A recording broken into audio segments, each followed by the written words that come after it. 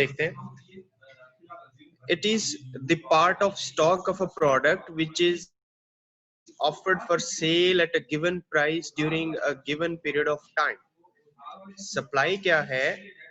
ये स्टॉक का वो हिस्सा है, किसी प्रोडक्ट के स्टॉक का वो हिस्सा जो कि एक प्रोड्यूसर सेल के लिए शॉप्स पर ऑफर करता है at a given price during a given period. अब ये गिवन पीरियड एक वीक का हो सकता है, एक डे का हो सकता है, एक मंथ का हो सकता है, एक ईयर का हो सकता है, depend upon the nature of business. अब स्टॉक क्या है और सेल में फर्क क्या है? देखो, प्रोड्यूसर जो है वो जब चीजें प्रोड्यूस करता है तो वो सारी की सारी शॉप्स पे या मार्केट में सप्लाई नहीं कर देता, बल्कि वो उसमें से उसको अपने गोदाम में रखता है और उसमें से स्टॉक में से कुछ हिस्सा वो मार्केट में ऑफर करता है सेल के लिए। ठीक है, तो जो वो मार्केट में अपने गोदाम में से चीजें निकाल के सेल के लिए ऑफर करता है, हम उसको सप्लाई का नाम देते हैं।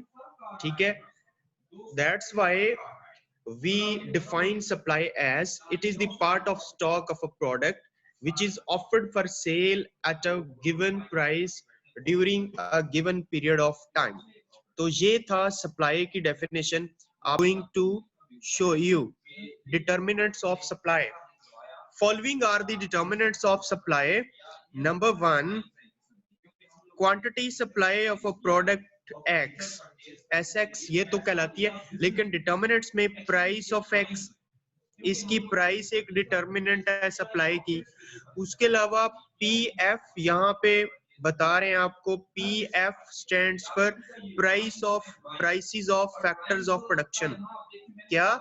Prices of factors of production, PF, ये डिटर्मिनेंट है सप्लाई का। उसके अलावा प्राइसेस ऑफ रिलेटेड गुड्स, यानी जैसे मैंने बताया कि कंप्लीमेंट्री या सब्स्टिट्यूट कमोडिटीज रिलेटेड गुड्स होती हैं, ये भी सप्लाई को कम या ज्यादा होने में मतलब उनको डिसाइड करती हैं। सप्लाई इनकी वजह से कम भी हो सकती है, ज्यादा भी हो सकती है। ठीक है, इसके अलावा टेक्नोलॉजी है, टेक्नोलॉजी अगर अच्छी होगी तो सप्लाई ज्यादा होगी, टेक्नोलॉजी अगर बैकवर्ड होगी तो सप्लाई कम हो सकती है। टैक्सेस अगर ज्यादा लग जाएंगे रॉ मटेरियल पे, इनपुट्स के ऊपर टैक्सेस ज्यादा होंगे तो सप्लाई कम होगी, और अगर टैक्सेस कम होंगे तो सप्लाई बढ़ जाएगी। सब्सिडीज है, अगर गवर्नमेंट प्रोड्यूसर को सब्सिडी दे रही है तो सप्लाई बढ़ जाएगी, और अगर सब्सिडीज नहीं दी जा रही तो फिर सप्लाई कम होगी। इसी तरह एक्सटर्नल फैक्टर जैसे सीजन है, अगर तो सीजन है मतलब सर्दियों का सीजन है तो गर्म कपड़ों की सप्लाई बढ़ जाएगी। इसी तरह अगर सीजन नहीं है, आउट ऑफ सीजन है, मतलब अभी कॉटन का सीजन नहीं है, तो ठंडे कपड़े जो है वो सप्लाई नहीं होंगे।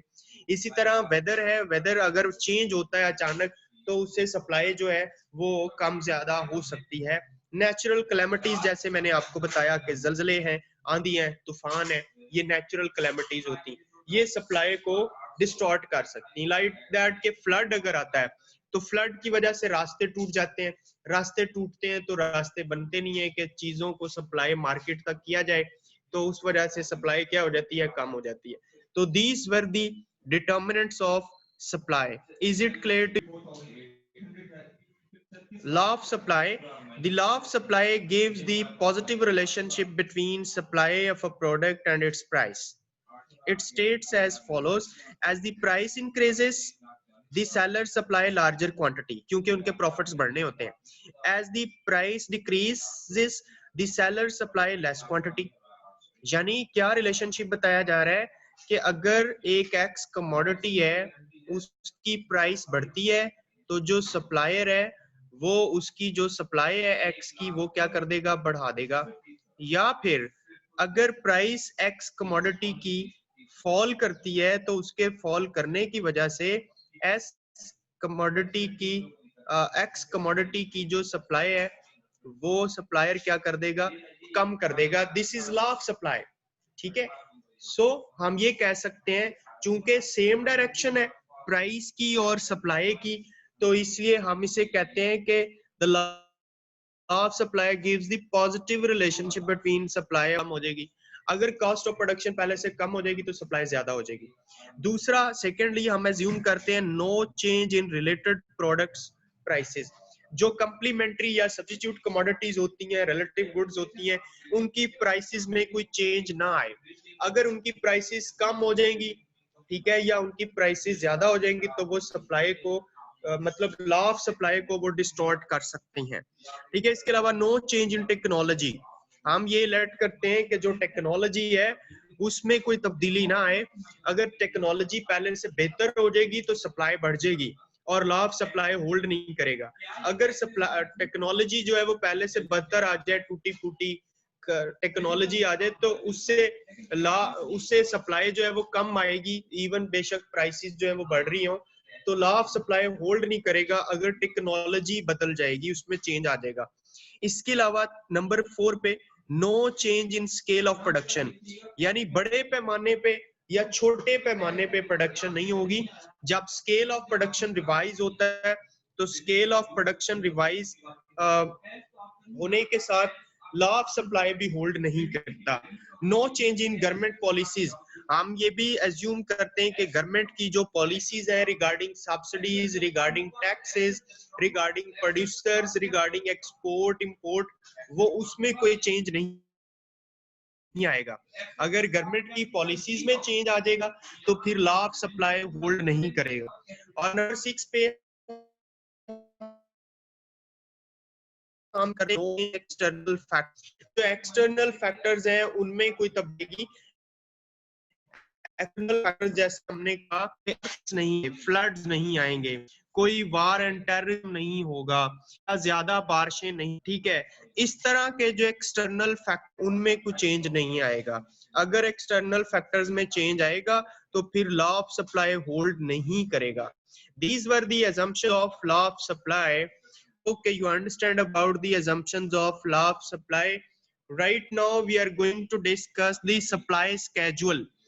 तो हियर स्केड्यूल सप्लाई का स्केड्यूल यहाँ पे आपको बताया गया, जिसमें दूसरे कॉलम में क्वांटिटी है डजन एग्स की बात कर लें, और प्राइस पर डजन जो है ये आप देखेंगे। इसमें जो से पहला कॉम्बिनेशन है, जो सबसे पहला कॉम्बिनेशन है उसमें वन कॉम्बिनेशन में जहां पे प्राइस 200 वहां पे क्वांटिटी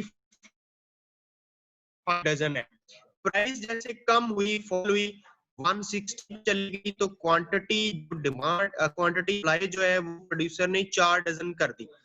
प्राइस और कम हुई, 155 पे चली गई, तो सप्लायर ने उसकी क्वांटिटी सप्लाई 3 डजन कर दी। प्राइस और कम होती है, 100 पे चली जाती है, तो सप्लायर ने, आपने सप्लायर बन के यहाँ पे सोचना है कि अगर आपकी चीज की प्राइस जो है वो 100 हो गई है तो आप 3 की बजाय 2 डजन उसकी सप्लाई मार्केट में करेंगे। इसी तरह प्राइस और कम होती है, 5 पे आती है, तो वो 1 डजन कर देता है सप्लाई मार्केट में। और 50 अगर प्राइस होती है तो वो 1 डजन की बजाय भी हाफ डजन क्वांटिटी मार्केट में सप्लाई करता है।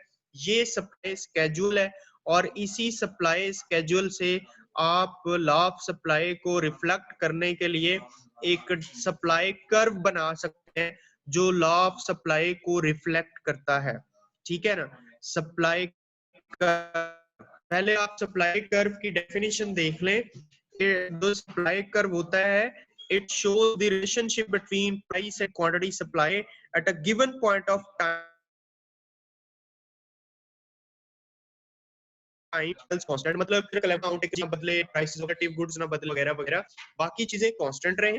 और प्राइस और क्वांटिटी सप्लाई के रिलेशनशिप को ये जाहिर करता है supply curve. Curve shows the positive relation between price of a product and quantity, ठीक है। कौन सा रिलेशन शो करता है? जैसे ये पिक्चर आपकी स्क्रीन पे आ रही है सप्लाई कर्व की, देखें तो इसकी जो मूवमेंट है, ये पॉजिटिव है। ये देखें कैसे पॉजिटिव है, चले मैं आपको पेन के साथ यहाँ पे इंडिकेट करके बताता हूँ। अगर यहाँ पे देखें, जहाँ पे प्राइस, वहां पे क्वांटिटी इतनी है, Q2 है।